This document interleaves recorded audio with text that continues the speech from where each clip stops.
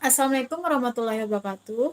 Kami dari kelompok mata kuliah Perencanaan Sumber Daya Manusia akan mempresentasikan tugas akhir kami dengan judul Sistem Informasi Sumber Daya Manusia Terintegrasi Berbasis Web untuk meningkatkan kinerja pengelolaan sumber daya manusia di Universitas Rahmatan Li Almin.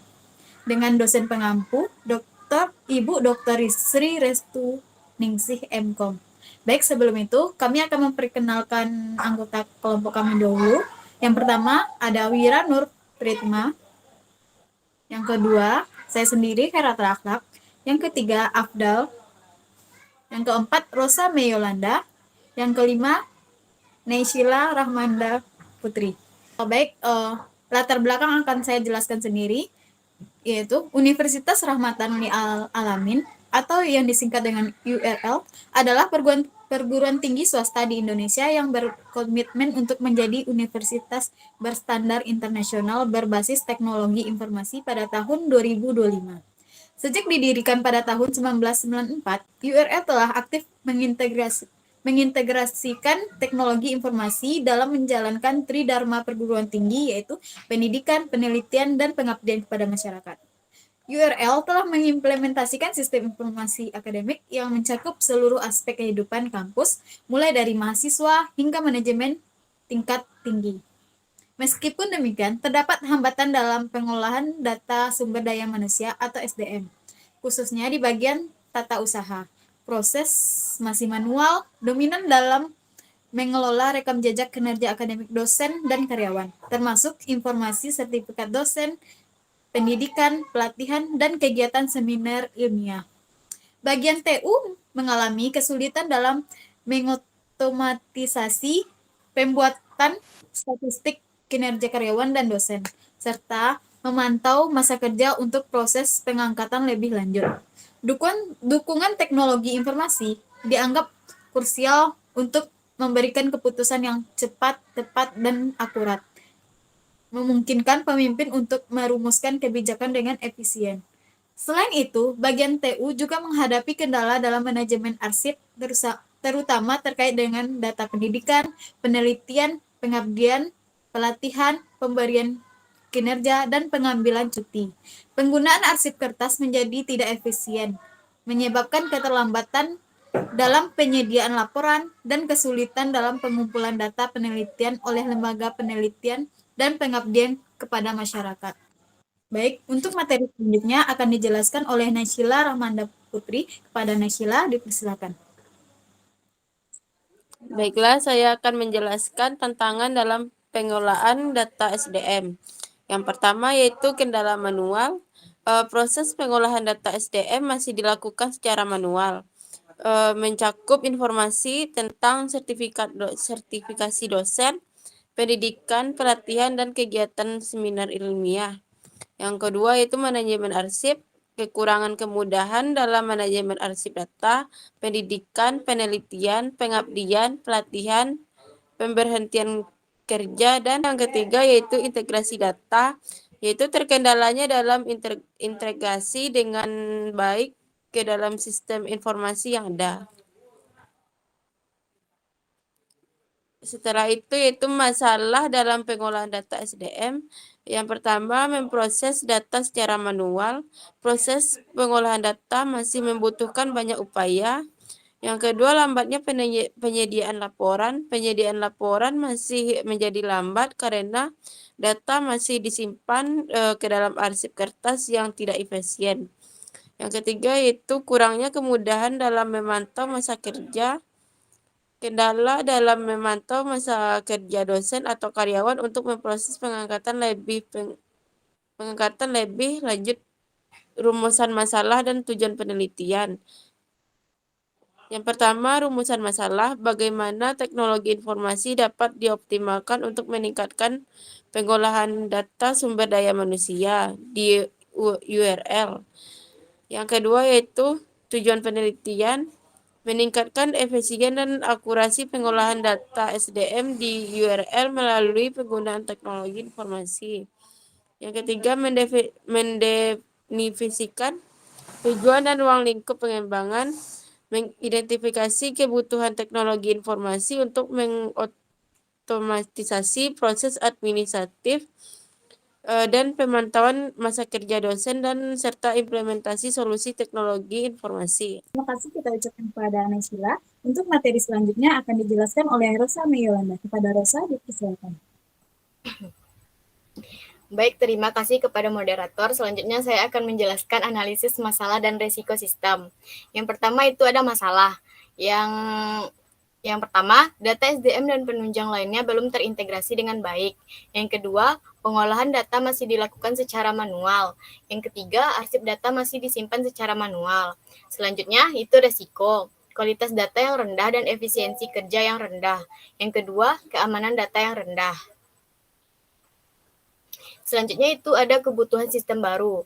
Yang pertama yaitu sistem terintegrasi. Perlu sistem terintegrasi yang mengintegrasikan data dari berbagai. Yang kedua itu pengolahan otomatis. Proses pengolahan data harus otomatis dan terkomputerisasi untuk meningkatkan efisiensi. Yang ketiga yaitu sistem penyimpanan komputerisasi. Arsip data perlu digitalisasi dan disimpan ke dalam database untuk memudahkan akses. Selanjutnya yaitu analisis user atau aktor dan kebutuhan teknologi. Yang pertama analisis user atau aktor, peran dan aktivitas dosen, karyawan, dan manajemen universitas dalam sistem. Yang kedua analisis teknologi, teknologi yang dibutuhkan termasuk sistem manajemen basis data, sistem operasi server, dan keamanan data.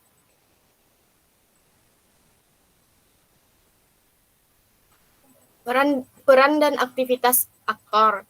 Yang pertama itu ada dosen, menginputkan data pribadi, menginputkan data pendidikan dan pelatihan, menginput data penelitian, menginput data pengabdian kepada masyarakat, mengakses laporan kerja. Aktivitasnya mendaftarkan diri ke sistem. Yang kedua, mengubah data pribadi. Yang ketiga, menambahkan data pendidikan dan pelatihan. Yang keempat, menambahkan data penelitian. Yang kelima, menambahkan data pengabdian kepada masyarakat. Dan yang terakhir yaitu melihat laporan kinerja. Yang kedua, ada karyawan. Pertama, menginputkan data pribadi. Yang kedua, menginputkan data pendidikan dan pelatihan. Yang ketiga, menginput data tugas dan tanggung jawab. Yang terakhir mengakses laporan kinerja. Aktivitasnya mendaftarkan diri ke sistem, mengubah data pribadi, menambahkan data pendidikan dan pelatihan, menambahkan data tugas dan tanggung jawab, dan yang terakhir yaitu melihat laporan. Selanjutnya yaitu ada personalia, mengelola data SDM, menghasilkan laporan SDM. Aktivitasnya yang pertama mendaftarkan diri ke sistem, memasukkan data SDM, mengubah data SDM, menghapus data SDM, dan yang terakhir menggenerate laporan SDM. Selanjutnya itu ada manajemen universitas. Yang pertama mendapatkan informasi dan laporan SDM. Aktivitasnya membuka laporan SDM, dan yang terakhir menganalisis laporan SDM. Baik, terima kasih kita ucapkan kepada Rosa. Untuk materi selanjutnya akan dijelaskan oleh Afdal. Kepada Afdal, dipersilakan. Baiklah, terima kasih moderator. Saya akan melanjutkan rancangan interface. Yang pertama, rancangan interface. Desain antarmuka atau interface membantu untuk bagaimana menggunakan dengan sistem. Yang kedua, rancangan file. File-file ini mencangkup layout, warna, kontrol, grafis, serta elemen desain lainnya yang akan digunakan dalam pembuatan sistem. Selanjutnya, kebutuhan software. Yang pertama, sistem manajemen basis data atau DBMS. DBMS diperlukan untuk menyimpan dan mengelola data SDM, rekam jejak kinerja, dan informasi lainnya. MySQL adalah salah satu DBMS populer dan cocok untuk sistem ini. Yang kedua yaitu sistem operasi server. Sistem operasi server diperlukan untuk menjalankan aplikasi dan layanan di server. Server Windows adalah salah satu sistem operasi server yang paling populer. 3. Integrated Development Environment. IDE diperlukan untuk pengembang aplikasi dan manajemen kode sumber. Visual Studio Code Eclipse atau IntelliJ. IDE adalah beberapa IDE yang cocok. Selanjutnya, analisis teknologi. Yang pertama, fasilitas internet. Sistem baru harus memanfaatkan fasilitas internet untuk memungkinkan akses dan pengelolaan data secara online. Yang kedua, aplikasi berbasis objek. Sistem baru perlu di teknologi informasi yang seperti aplikasi berbasis seperti OOP. Yang ketiga, OOD BMS dan teknologi objek terdistribusi. Yang selanjutnya, sistem informasi akademik dan manajemen. Sistem baru perlu mengembangkan dan meningkatkan sistem informasi akademik untuk mendukung pengelolaan data, pendidikan, dan pengambilan keputusan. Sistem baru juga harus memperbaiki proses keputusan dengan informasi yang cepat, lengkap, dan valid bagi para pimpinan universitas. Selanjutnya, kebutuhan hardware. Yang pertama, server utama. Sebagian komponen yang paling penting, server utama harus memiliki spesifikasi untuk menangani beban data yang besar dan dapat diandalkan. Yang kedua, jaringan. Jaringan diperlukan untuk menghubungkan berbagai komponen sistem, termasuk server utama, server workstation, dan perangkat input atau output. Yang ketiga, storage server. Storage server diperlukan untuk menyimpan data, dokumen, dan informasi yang diperlukan oleh sistem. Baik, kita ucapkan terima kasih pada Afdal. Untuk materi selanjutnya akan dijelaskan oleh Wira. Kepada Wira dipersilakan. Terima kasih kepada moderator. Baik, saya akan menjelaskan tentang rancangan use case. Ini terdiri dari 4 aktor, yaitu dosen, mahasiswa, personil, dan manajemen universitas. Dosen melakukan mendaftar dan mengolah data pribadi, mengelolkan data pendidikan, mengelola penelitian, dan mengakses laporan kinerja. Karyawan melakukan mendaftar, pengolahan data pribadi, mengelola data pendidikan, mengelola data tugas dan tenaga kerja TJ, dan data mereka tersebut masuk ke database. Selanjutnya itu personalia. Personalia melakukan mendaftar dan mengakses data SDM, dan setelah itu melakukan laporan SDM. Sedangkan manajemen universitas melakukan melihat laporan SDM dan menganalisa laporan SDM. Rancangan use case diagram ini menggambarkan interface antara aktor dalam mengubahkan data SDM. Hal ini meliputi peran dan aktif yang mereka lakukan dalam sistem tersebut. Entity relation diagram itu dosen yang terdiri dari ID dosen, nama dosen, ID personalia, dan gelar. Melakukan input ke personalia. Karyawan yaitu terdiri dari ID karyawan, nama karyawan, jabatan, dan ID personil, dan melakukan input. Dan input tersebut masuk ke personalia. Personalia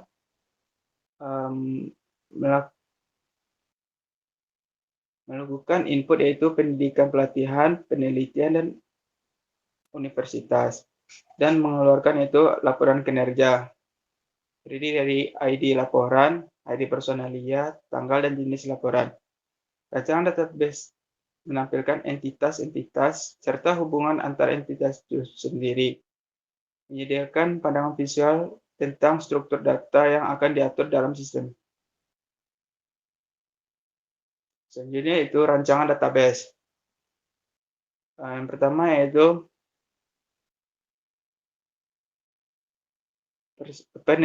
personalian. ID terdiri dari ID personalia yaitu INT integer, nama personalia varchar, posisi varchar, dan ID universitas INT integer. Selanjutnya itu tabel dosen.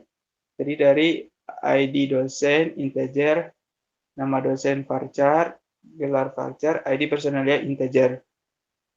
Selanjutnya itu tabel karyawan. Jadi dari ID karyawan integer, nama karyawan varchar, jabatan varchar, ID personalia integer. Selanjutnya itu laporan kinerja.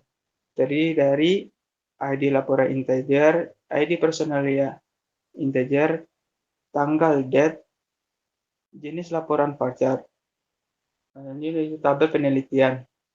Jadi dari ID penelitian integer, ID personal integer, judul penelitian varchar, dan tahun integer. Ini itu pendidikan pelatihan. Jadi dari pendidikan pelatihan integer, ID personal integer, jenjang pendidikan varchar, nama institusi varchar, tahun inte. Dan ini itu tabel universitas. Jadi dari ID universitas integer, nama universitas varchar, lokasi varchar. Kesimpulan akan disimpulkan oleh Afdal. Kepada Afdal dipersilakan. Terima kasih kepada moderator. Selanjutnya itu kesimpulan dan saran. Yang pertama, kesimpulan. Sistem informasi sumber daya manusia terintegrasi berbasis web dapat di kinerja pengelolaan sumber daya Universitas Rahmat Lil Alamin. Hal ini ditunjukkan dengan peningkatan akurasi dan kelengkapan data, efisiensi, dan efektivitas proses, serta ketersediaan informasi. Yang kedua, saran. Universitas Rahmatan Lil Alamin mengimplementasikan sistem informasi sumber daya manusia terintegrasi secara bertahap, dimulai dari modul-modul paling penting. Selain itu, perlu dilakukan sosialisasi dan pelatihan kepada seluruh karyawan agar dapat menggunakan sistem informasi dengan baik. Terima kasih Afdal. Mungkin hanya itu yang dapat kami presentasikan. Jika ada kata-kata yang salah, mohon dimaafkan. Wassalamualaikum warahmatullahi wabarakatuh.